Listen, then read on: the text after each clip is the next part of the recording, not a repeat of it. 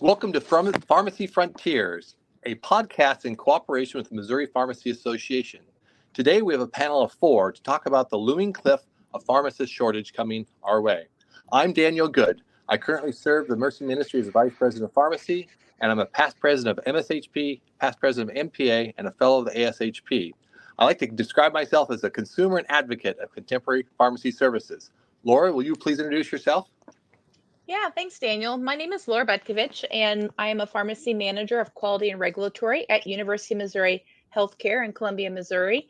I'm also a past president of MSHP and a current board member of NPA, and looking forward to the conversation today. And Russ, I'll turn it over to you. Yeah, hi, I'm Russ Melchert. I serve as Dean of the School of Pharmacy at the University of Missouri, Kansas City. I'm also a pharmacist. I also serve as an ex officio member of the board of the Missouri Pharmacy Association, and I'm the immediate past president of the American Association of Colleges of Pharmacy. Terry? Thanks, Russ. Hi, my name is Terry Warholak, and I currently have the pleasure to be the Dean of the St. Louis College of Pharmacy at University of the Health Sciences and Pharmacy in St. Louis. I am a pharmacist by training, and my PhD is in health and pharmaceutical outcomes. I'm a fellow of the American Pharmacist Association, and I also serve as ex officio on the Missouri Pharmacy Association board. I'm happy to be here. So let's get started. We're here today to talk a little bit about the pharmacist cliff and some of the issues related with it.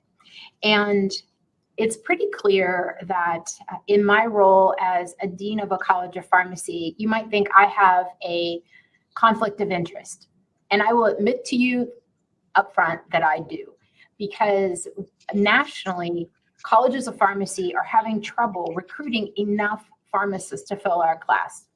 Now that's a problem for me, because if I don't have enough students, I don't have a job. But it's a problem, I believe, for all of pharmacy, because if we don't have enough pharmacists to replace retirements and those who leave the profession, then we put patient health and safety at risk, and we are in danger of legislators coming in and changing the profession substantially. So I'm going to start us off by saying that we really do not have enough pharmacy students to replace retirements. And I'm going to invite Russ to tell us a little bit more about that, because he's got specific numbers. Yeah, thanks, Terry. And I totally agree. It is a looming cliff and actually approaching crisis mode. I think the American public can kind of now see a bit of a problem out in the substantial problem out in the community pharmacy practice sector, in that I continually hear from people that I know who aren't in the pharmacy realm, like, hey, what's going on? The pharmacy was closed. A sign on the door said there wasn't a pharmacist on staff, and what's happening here. So I think, what we're seeing now is a shortage of pharmacists in the community sector today, based on a variety of things, but people are feeling that now. However, if you look at national data, and as Terry mentioned, enrollment is way down nationwide. And if we look at numbers from the American Association of Colleges of Pharmacy, we can see that, in 2022, nationwide, we graduated approximately 14,000 new pharmacists, which is great. However, that number's already dropped below 13,000. And if you look at the United States Bureau of Labor and Statistics, which, by the way, doesn't count every pharmacy position that our graduates take, it counts more of the traditional pharmacy practice settings in community sectors and health systems, they're estimating about 13,500 pharmacists are needed each and every year just to replace loss due to retirement. So while we graduated about 14,000 in 2022, by 2026, based on current enrollments, that number will drop below 8,000. That'll take us back to graduate levels, numbers of pharmacists that were graduating in 1999 and 2000.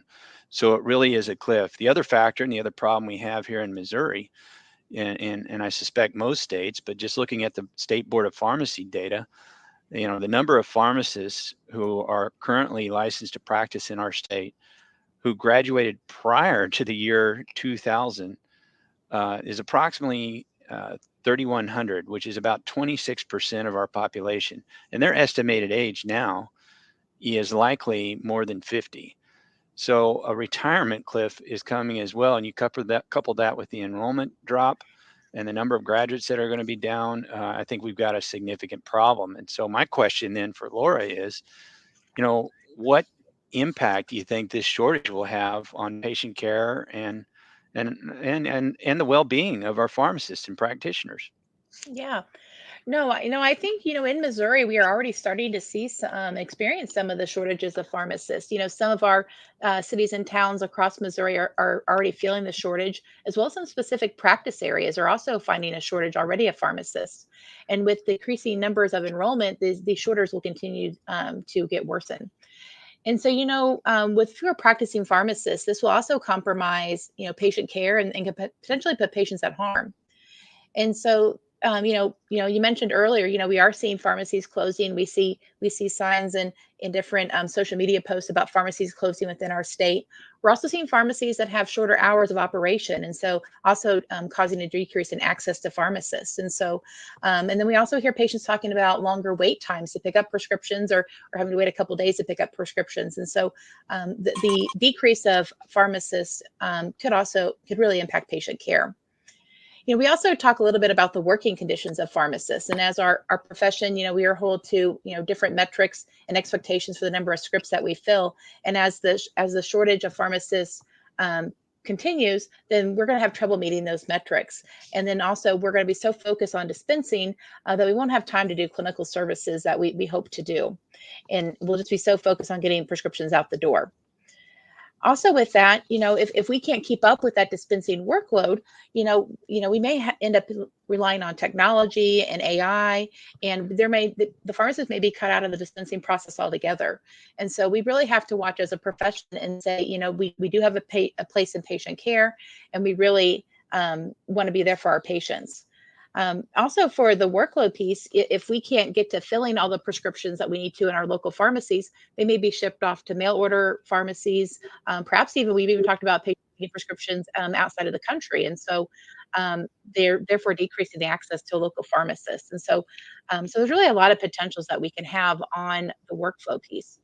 And if we don't have enough pharmacists to get prescriptions out the door, there may be legislative changes that say, maybe we don't need a pharmacist. And so, so I think that's something that we need to be aware of. And so, if the legislature goes and makes laws that say we don't need pharmacists, there may be a decrease in jobs out there. And so then, pharmacists will have trouble finding positions. They'll also have trouble being able to make a good living wage. And, for those who have student loans, will have trouble paying those off as well. And so it really becomes full circle, if we don't have the amount of pharmacists to meet our demand in our profession. So, so those are some of the things that I'm worried about in terms of patient care and the profession as a whole.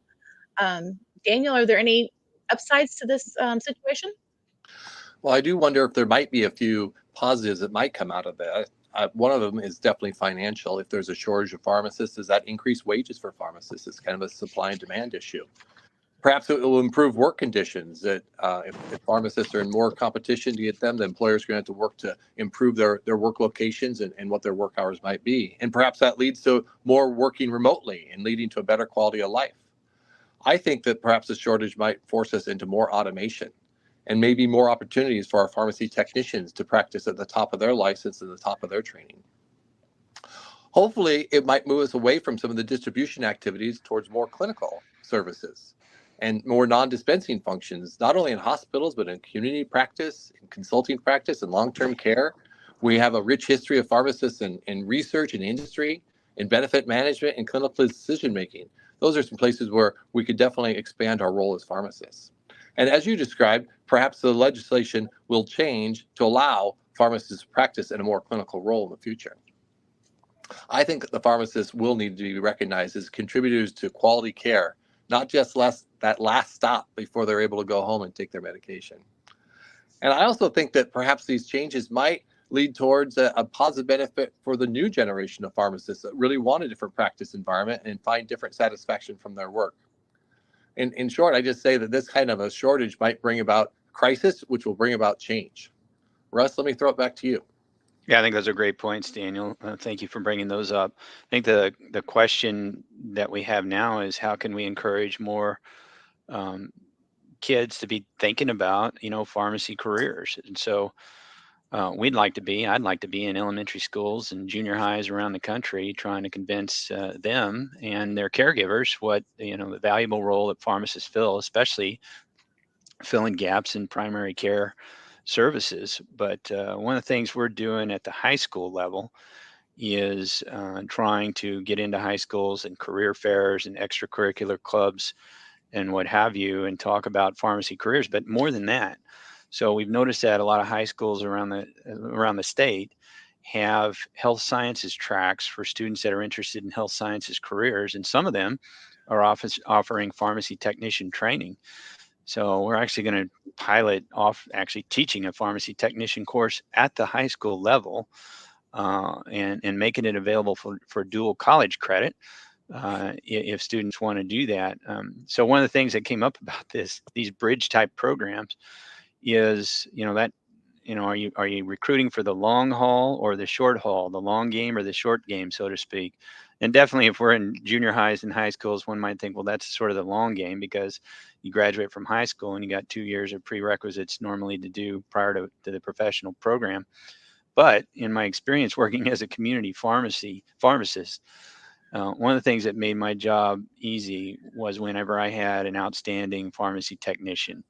So we're thinking actually recruiting at the high school level and helping to educate pharmacy technicians is going to help the short game as well. So if we can get more technicians out there, and if pharmacies and health systems can pay technicians, what they're worth, which they're worth an incredible amount, that will help the well-being of the pharmacists as well, and help in our overall efforts at delivering, high quality patient care. So those are some of the things going on at a high school level. And I know Terry and her team over at the St. Louis College of Pharmacy have been doing probably a lot more in that area than us, but also at colleges level, at the college level. And Terry, you want to take it from there?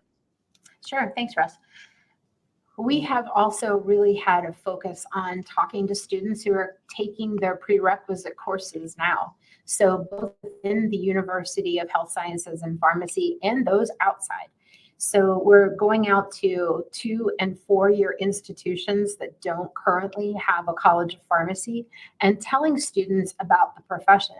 It's amazing to see what people don't know about pharmacy. I mean, we are a well-kept secret, and it's too bad because there's so many wonderful things that you can do with a pharmacy degree. In fact, the American Association of Colleges of Pharmacy has a website you can go to called Pharmacy for Me. And one of their documents lists 100+ things you can do with a pharmacy degree. I give that to every student I talk to explain to them about all the options there are within pharmacy and how you can kind of meander your way through a career. You might start off in one facet of pharmacy, but move to others. And really, I have seen people's eyes just be opened about all the options that there are. So that's one of the things that we're trying to do, and we're trying to hit that hard. Also, there's no PCAT test, which was a pre-test for pharmacy school anymore. And so that's, I think, a really good thing. It wasn't a predictor of success. And so students don't have to do that anymore. And we're utilizing holistic admissions. One of the things I think that hurt us as a profession in the past, especially the far past, was we looked at students based on solely science GPAs. And we didn't look at, were they a good communicator? Could they collaborate? Would they be willing to call a physician and make an intervention that would save a patient's life? We don't want students or pharmacists in the future who hide behind a counter. We want people who are collaborative members of the healthcare team, and we're really trying to go out and get those particular people to go to pharmacy school. Now, obviously, science GPAs are important, science and math, but that's only one component of what we want in a pharmacist. I do want to say, too, really quickly, that it's important to note that, yes, we're talking about getting more people to come into pharmacy, but it's important to recognize that it's a balance. We do not want to overcorrect and go into a oversupply situation like there have been at times in the past. What we're talking about here is ensuring that we have enough pharmacists, but we don't, again, want the oversupply. So, Daniel, what do you think about working conditions and how that all fits into this picture? Yeah, I think the working conditions has gotten a lot of press lately on that. I think there's a responsibility for our pharmacy leaders and managers to make sure that the work conditions are good, the work hours are appropriate, and there's enough support staff to get the job done. But I also think that each of us as a pharmacist or a technician can make sure that the work environment is professional and fun to work in. I think we can take on that task ourselves to make sure that we have a good working environment, and that'll help to maintain retention of our professionals that work in that environment. Laura, tell us more about the non-dispensing roles. Yeah, and Terry mentioned a little bit about the website we can go to kind of see all the different non-dispensing roles out there.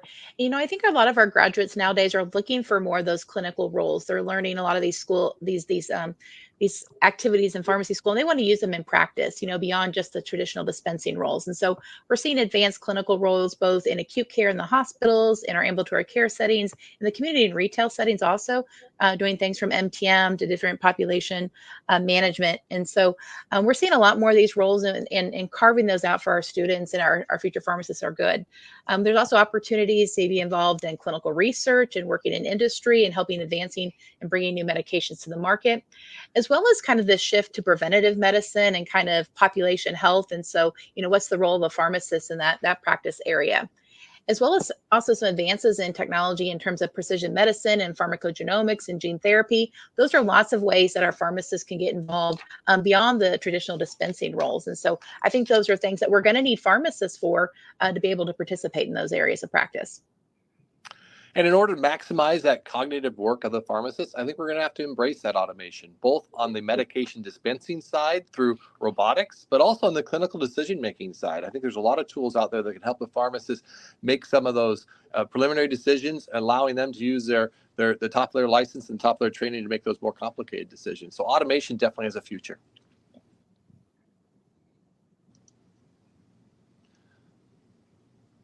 Laura, for the technicians of what they can do to help the pharmacist practice, what do you think? Yeah, I think, we've talked a little bit already about the role of technicians. And right now we have certifications that our technicians can get, and they have advanced practice setting roles. They're helping with things such as medication histories and prior authorizations and transitions of care services.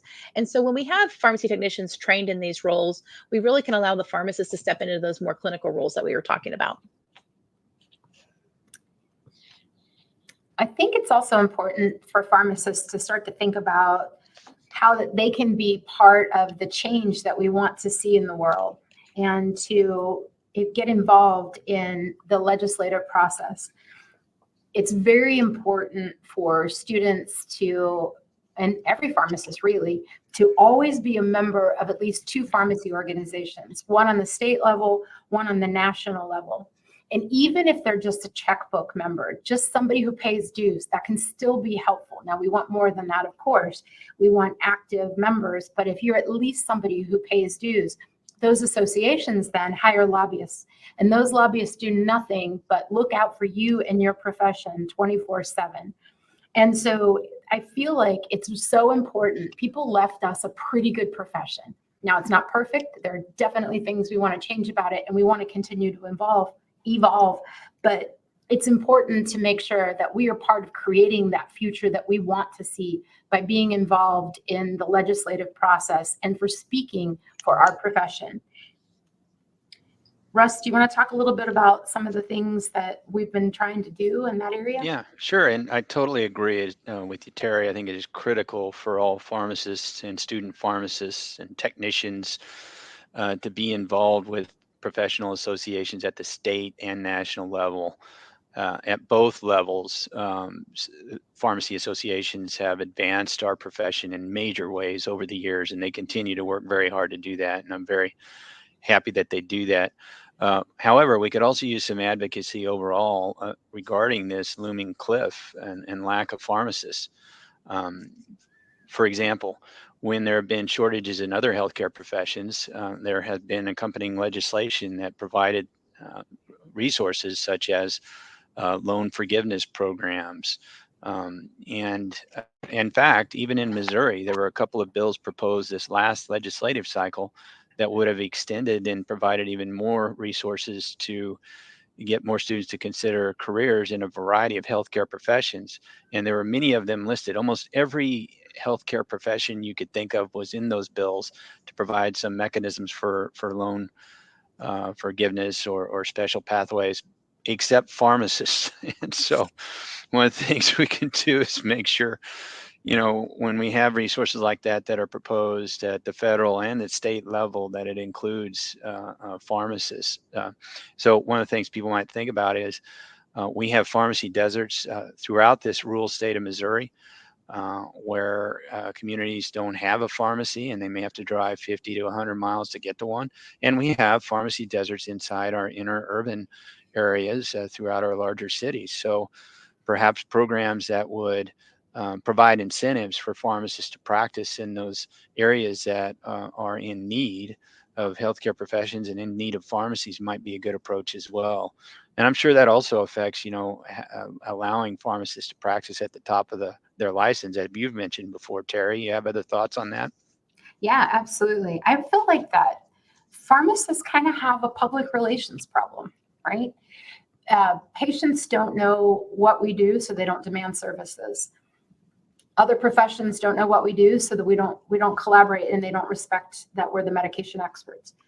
Legislators don't know what we do, and that's a problem, because when legislation comes to them about practice enhancements and the things that pharmacists are clearly trained for and the best professional to do, they think, well, why would pharmacists do that? Because they're not trained for that, which in fact is not the case at all. And so one of the things that I like to see is pharmacists and students going out and advocating for the profession, educating people about who we are, what we do, how we're trained, so that we can eventually practice not at the top of our license, but rather at the top of our education and training. The license actually limits what we can do to help patients. We are capable of so much more, and we need to make sure that legislators understand how we can positively contribute to the healthcare system. Laura, do you want to tell us a little bit about professional society involvement and how that might fit into this picture? Yeah, and Terry, I'll add on to some of the things you said in terms of a legislative perspective with these organizations. But I think just being involved in these organizations, it allows us to network and to talk about these kind of conversations about the shortages and such. And so, I think also professional organizations have a kind of a role in two ways. One, they can help share the message of the looming cliff of this pharmacist shortage. I think also, some of the conversation we had about highlighting those alternative careers in pharmacy, or pharmacy organizations can do that as well as just promoting the profession. And so I think there's a lot of ways that professional societies can be involved in things that we should leverage as we talk about this upcoming pharmacist shortage. So, Russ, what are some things that we think we have in store for the future of trying to address this issue? There's good news, at least from my perspective, and in that most of the major national pharmacy organizations have realized the issue and are banding together. In fact, they meet frequently 4 times a year. I've been at a couple of those meetings of the Joint Commission of Pharmacy Practitioners, which is all the major pharmacy organizations coming together. They're starting to realize, this looming cliff of pharmacist shortage is going to impact everybody. The American Society of Health Systems Pharmacists is rolling out a big campaign. And as Terry mentioned before, the American Association of Colleges of Pharmacy has tons of resources available for free for anybody interested in a pharmacy career. And we're happy to plug you into those. The St. Louis College of Pharmacy, led by Terry, has a wealth of resources, and you don't even have to remember them all. All you have to do is remember to call Terry. And I'll offer that up at UMKC as well. All you remember is call Russ. We'll connect you with resources we have at UMKC. We can point you in the direction of the national organizations and the resources that they have. The 4 of us have sort of formed I don't know, we haven't given ourselves a name. We should. We're maybe the Fellowship of the Ring or something like that. The Fellowship of the Profession, Fellowship of Pharmacists. What we're not sitting by either. We're taking action, the 4 of us. And this podcast is the first obvious sign of that. But we've had a lot of conversations going on. We all feel strongly about this. We'll be writing a white paper coming out pretty soon. We're working on letters to the editor and trying to collaborate with other national organizations. And so that's my thought on it. We hope that this podcast will get others interested in it and join with us. And I'll turn it over to my I could talk on forever about this, but you don't want me to. Turn it over to Terry for any words she might have, and then we can begin to wrap up. Well, thanks, Russ. I'm hoping that everybody who's listening now thinks, wow, this is important and I should get involved. So here's the call to action. What can you do and how can you help? Well, there's a couple things. First of all, always belong to your state pharmacy association as well as a national association so that we have those lobbyists looking out for the profession. That's first. Then, of course, get involved in those organizations as well and try to push practice enhancements. We all went to pharmacy school to help people. And again, our licenses limit what we can do to help people. I think it will help our mental health and well-being if we can improve that. The next thing is help us to create the future. Help us to find your replacements and to craft and mentor the next generation of pharmacy students.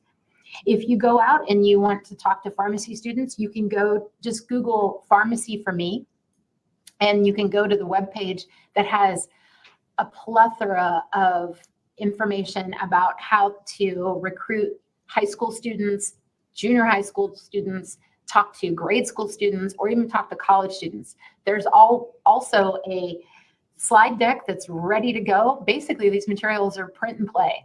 And so you can go out and talk to all of the people about what a wonderful career pharmacy is and about all the different things you can do with that degree.